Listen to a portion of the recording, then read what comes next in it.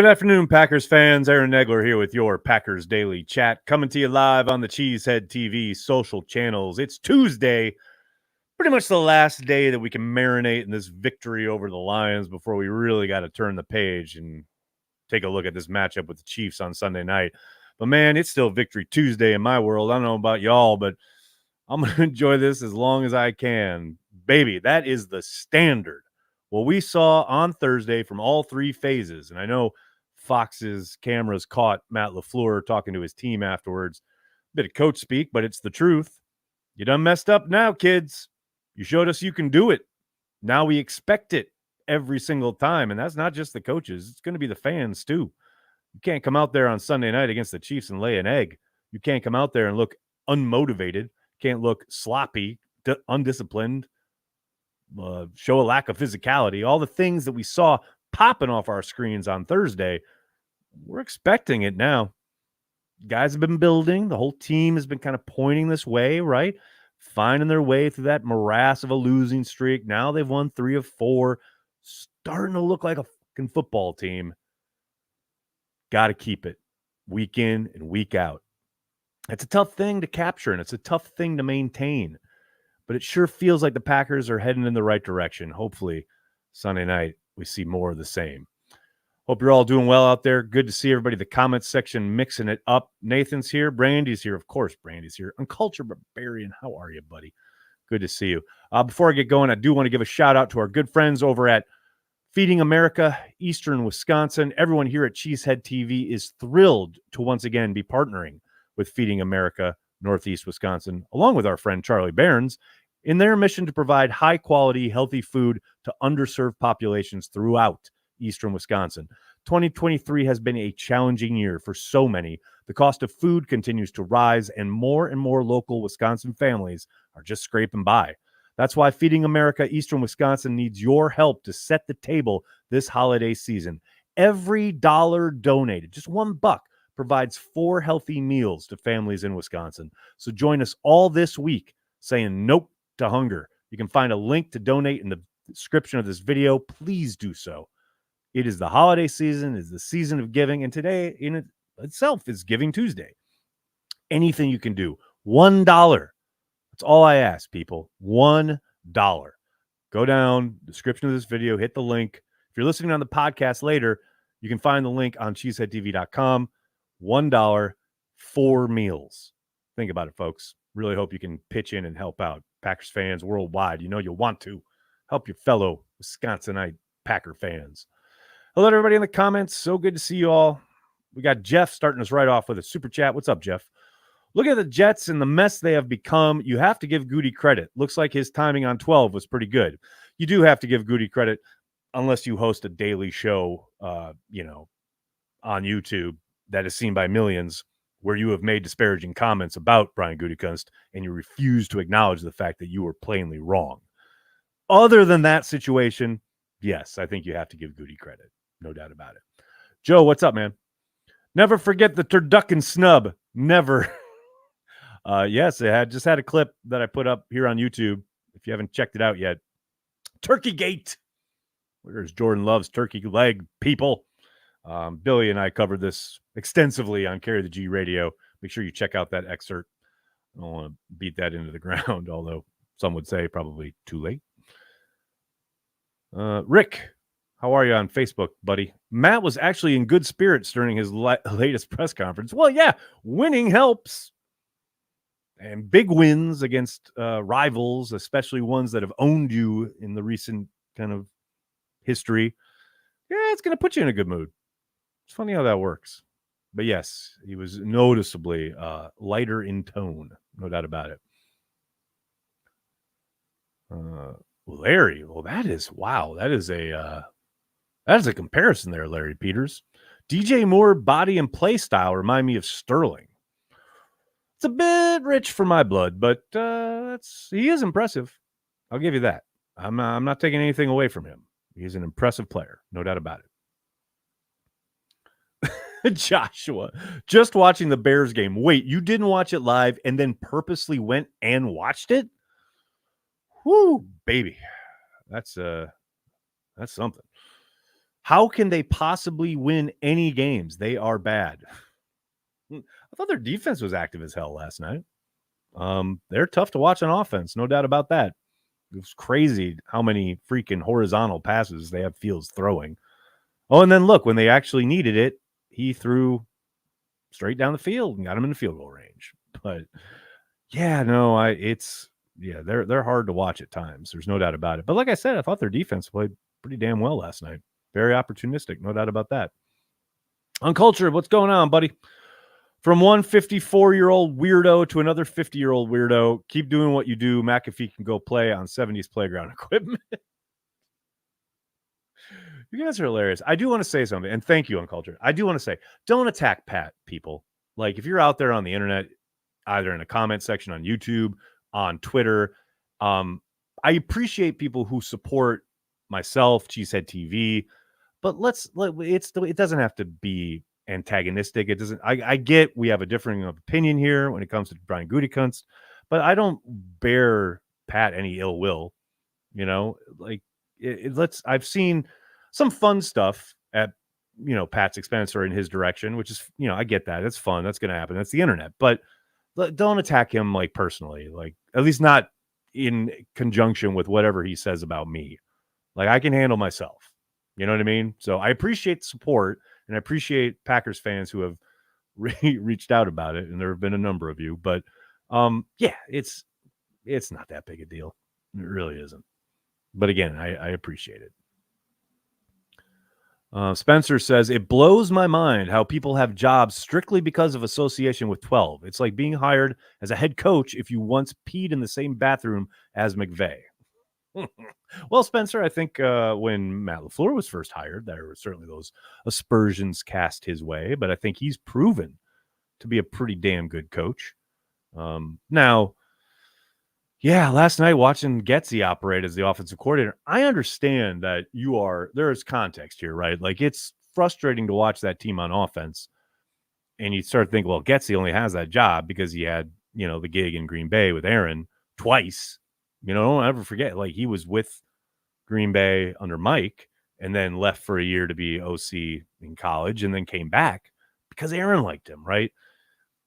And then, yeah, since he's been in Chicago, it's been tough to watch. But at the same time, he is dealing with, a quarterback who, may or may not be it. It's really tough to operate when you're trying to protect a quarterback who maybe has limitations that we on the outside aren't aware of. So I don't want to throw too much dirt on Getsy in that regard. But, between watching his offense last night and then the Jets offense the last couple of weeks, it's like, Getsy, Nathaniel Hackett, these guys who clearly have gigs because of Rodgers. I mean, go back to Ben McAdoo. Ben McAdoo got a head coaching job, partly or, in a main part because of his association with Aaron Rodgers. And these guys just aren't hacking it. To coin a phrase and to make a play on Hackett's last name. But, yeah, it's not a good track record. If I'm a owner or whoever making these hires, I start looking around and go, who has been associated with Aaron Rodgers, whether they're players or coaches who've gone on to other things or done things post Aaron Rodgers where they've looked competent, let alone good or great? I mean, I'm sure there got to be a handful that I'm not thinking of right now, but off the top of my head, it's hard to come up with a name. So maybe that stops eventually. JP, what's up? I do find it funny that people will say Goot was smart for what's happened this year and ignoring how he let 12's reps walk all over him in spring of 2022. Yeah, see, I don't understand what one has to do with the other. I mean, public perception and conversation is never going to be of major interest to anybody in personnel at 1265 Lombardi, least of all the general manager. Like, I just don't think they care. It's much like, I mean, you learned a lot of that from Ted Thompson, obviously. But, so they're talking. So what? That doesn't affect the job, literally. And that's all they care about. So, yeah, I don't really see how one affects or has much to do with the other. Uncultured. I can't wait to hear what Corey says on transplants about this. Honestly, Uncultured, I would, if I had to bet, if I had to wager, and I assume you're talking about Pat's comment, I'll bet he doesn't even know. Be like, he probably completely oblivious, which is very Corey.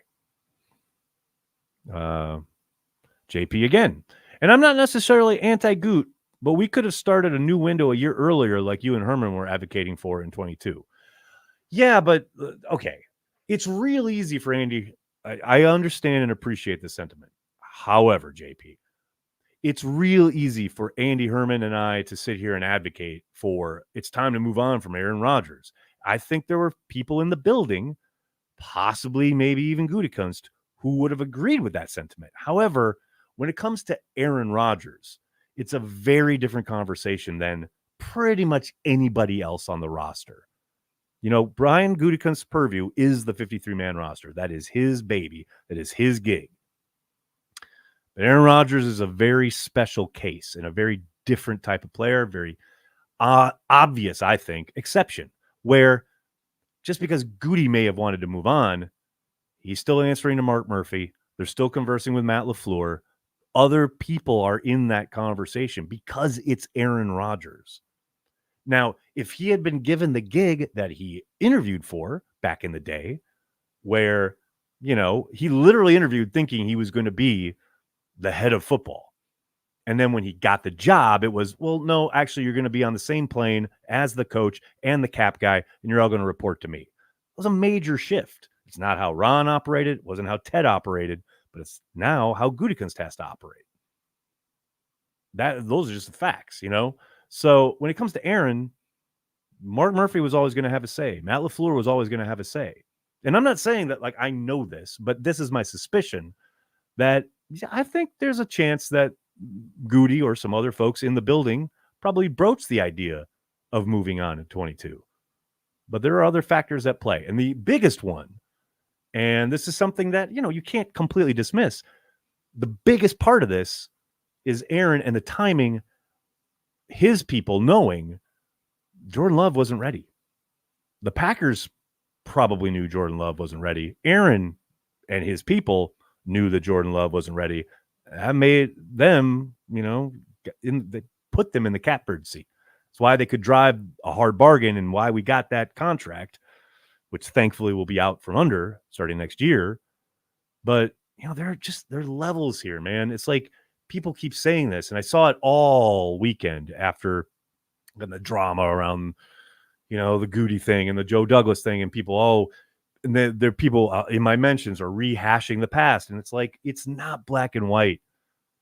You know, we can say these things out here, and like, I believed very strongly that it was time at that moment. Like, but you got to understand, there are lots of different things at play. That's all. You know, it's not really that cut and dry. Wish it was. If that had been Ted or Ron, they would have had the ability to do exactly that. We were post that era at 1265. Brother Love, what's up? Last night was a shit show on both teams. Gives me hope for our possible playoff chances if they continue to play at a higher level. Team is rising. I mean, yeah, they're headed in the right direction over the course of the last month or so, right? Got to keep it up. That's what the whole kind of title of this video is about. That's the standard. What we saw on Thursday was the standard that has now been set and should be expected every week. Now, that's real easy for me to say into this microphone right now. It's a lot harder to make it happen. But yes, 1 billion %. John, what's up, man? Odds NBC ignores Biles like Fox, quote, forgot Turkey. Oh, I doubt it. I mean, who knows, too? There's probably, you know, conversation with her reps, and if she doesn't want to be shown, they probably won't show her, right? But, you know, I hope she's there. I hope Taylor Swift is there. I hope it's a whole event. I hope it's a whole scene, a vibe, what have you. Mostly because I'll be in town. I get to soak it in. Can't wait. Aaron Picard knows. Corey probably agreeing with Pat, at least about Nags. Bingo. Exactly. Don Vito, what's up, man? Heavy zero blitz incoming in Sunday night. You know, I'm fascinated to see what kind of approach Spagnuolo takes. because we all saw that first game Jordan started, they were merciless. I mean, unrelenting with the pressure that they sent. And kudos to Matt on Monday when asked about that game. And, he put it all on himself and not in his traditional, like, that starts with me kind of brushing off the question. He very clearly, to my eyes, regrets not changing the game plan leading into that game. Like, he even said, like, we got the news on Wednesday. We had the opportunity. We could have maybe not ripped up the game plan, but could have really steered things in a different direction. Instead, we dropped Jordan into what the plan already was, tried to make it work. Clearly a disaster. Didn't have much of anything resembling an answer for him when it came to all that heavy pressure he faced. I really appreciated Matt saying that publicly. Like, because I don't think the people who hate on Jordan Love are probably going to look at that or hear it or, even pay it much attention if they do. But it's good to have that out there. I mean, Jordan, people forget. People remember that game because of all the pressure and like it was really kind of hard to watch at times. You go back and watch it. Jordan did not play poorly. Like, given the circumstances, you can, like, especially the stuff coming out of their own end zone, deep in their own end, he played shockingly well comparative to how it felt while you were watching it live. Because I remember thinking, oh, God, this is a disaster. You go back and watch it, and he handled shit pretty damn well, considering what he had to work with. Mario, what's up, man? The most underrated aspect of Jordan Love's game is probably his running ability, but I want to say for this Sunday's game, Chris Jones is probably the guy to watch out for. You think? Yeah, Chris Jones is a problem. I mean, look, they play a pretty damn solid brand of defense, and they're pretty good at all three levels. But Chris Jones is where it all begins and is the biggest issue. There's zero doubt about it. I mean, it's a very different kind of beast, right? Comparative to Aiden Hutchinson. Like, they have got to have a plan every single down for this cat. Or, we've seen earlier this year how one premier defender can wreck your game. They didn't let Hutchinson do it on Thanksgiving. You got to keep that up against Jones, who, again, is a very different animal. It's I do not envy whoever or whatever they put in front of him because, he's a major, major issue. Lambo Leo, what's going on, man? ESPN 30 for 30. Where is the Packers turkey? Coming to a streaming service near you.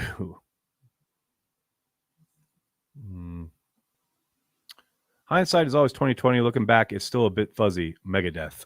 Nathan, that's good. Ooh, Brandy, what a chat. Run the table vibes? Okay, slow down. Slow down. I like the optimism. I like the idea. Well, let's beat the Chiefs. Let's just beat the Chiefs. Joe, thanks, man. Will Jones line up between Myers and Runyon? Sometimes. Sometimes they'll put him out on the edge, but I got to think, yes, that's where probably if you're Spagnuolo and you're trying to take advantage of things, you would think I'd line him up along the interior and let him wreck shop. Hell, the Packers have had issues with like much lesser known and much less kind of quality players along the defensive front, along the interior than Chris Jones. So, yeah, I 1,000,000,000% let it. If I'm Spagnuolo, I let him get after it along the interior all day long. Dennis, what's up, man? Let's decide this Swift versus Biles comp where it belongs on the uneven bars. Dennis, you wouldn't possibly be on one side or the other in this, would you? I like it. Oh, Soder, what a chat. How many MVS drops? Oh, buddy. Could you imagine if that drop he had the other night, a couple, like 2 weeks ago, had happened in Lambeau? Oh, my God. Oh, my God. Jocelyn, what's up? The first play shot represents the kind of you mentality this team frustratingly often lacks in all three phases. Loved seeing it Thursday. I got to agree. What's interesting to me, and I do wonder if that's kind of a watershed moment format with this team. I'm not saying for the rest of his tenure or anything, but like for this year in 2023, because of the way he expressed like pretty significant regret for the way he handled the end of the Chargers game. I mean, he clearly kind of hated himself right away after the game when he was asked about it, right? So conservative, really buttoning it up. And at the time, I'm like, okay, I kind of get it. It's a young team. He doesn't want any mistakes, blah, blah, blah. But then they come out in the next game and take that shot and then continue to stay aggressive throughout that game. I mean, Olsen touched on it during the broadcast. You know, they, at some point, like in the second quarter, they had like 3 third down attempts, you know, because they kept picking up chunk yardage, you know, and not basically having a third down to deal with. And I do think there might be something to Matt making the decision. All right, you know what? We're going to get on the front foot for a change. I mean, hell, he took the damn kick. He never does that. You know, he always defers. I mean, almost every single time as the head coach of the Packers. He defers, but on this occasion, I mean, he was Hasselbeck, but he came through. He wanted the ball and he was going to score. You know, so yeah, I'm hoping this is the kind of the fulcrum on which it swings, right? And it helps the guys are playing well. It helps that they're consistently doing what they're asked to do. You know, I mean, you go back to October, probably can't be as aggressive because God knows somebody's messing up on every play. So it makes it a little harder to be aggressive. But now you got a machine maybe that's starting to hum a little bit on offense. Okay, yeah, let's press the gas a little bit. Here's hoping, man. Here is hoping. Ray, Cowboys had turkey at their game. Everyone had turkey at their game except the Packers. Unbelievable. Well, Aaron Jones plays Sunday nights. Mike, way too early to tell. I know he participated in stretch yesterday and then did not join the team when they went out to the practice field. I would be surprised. MCL, usually that's at least 2 weeks. Never say never, but I'll be surprised. We'll get probably a better idea starting tomorrow when they get back out on the practice field. But right now, I doubt it. I very, very much doubt it.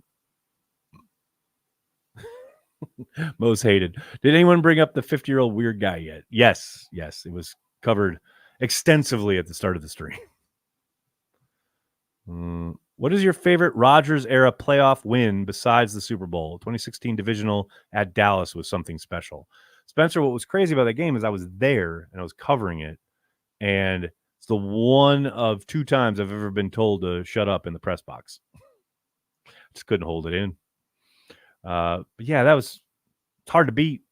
I mean, being there was pretty awesome. I will say I'll never forget the Atlanta game, obviously.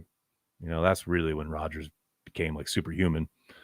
But yeah, man, they're all great. The ones they won anyway. We'll forget about the ones they lost. If the Pack runs the table this year, they're winning the Super Bowl within the next 2 years. Okay, Krista, I like where your head's at. I mean, look, let's just beat the Chiefs. That's all I want. All right, buddy. I'm going to have to get going. I can't thank you enough for hanging out, talking Packers each and every day, Monday through Friday, right here on the Cheesehead TV social channels. Please do me a monster favor. Hit like on the video, subscribe to the channel, and then tell your friends and tell your family. Cheesehead TV, we are devoted to Green Bay Packers fans worldwide. Don't forget, Carry the G Club members here on YouTube and Patreon members, happy hour at the top of the hour. I'll see you there. It's going to be a lot of fun. The rest of you, please do hit like, hit subscribe.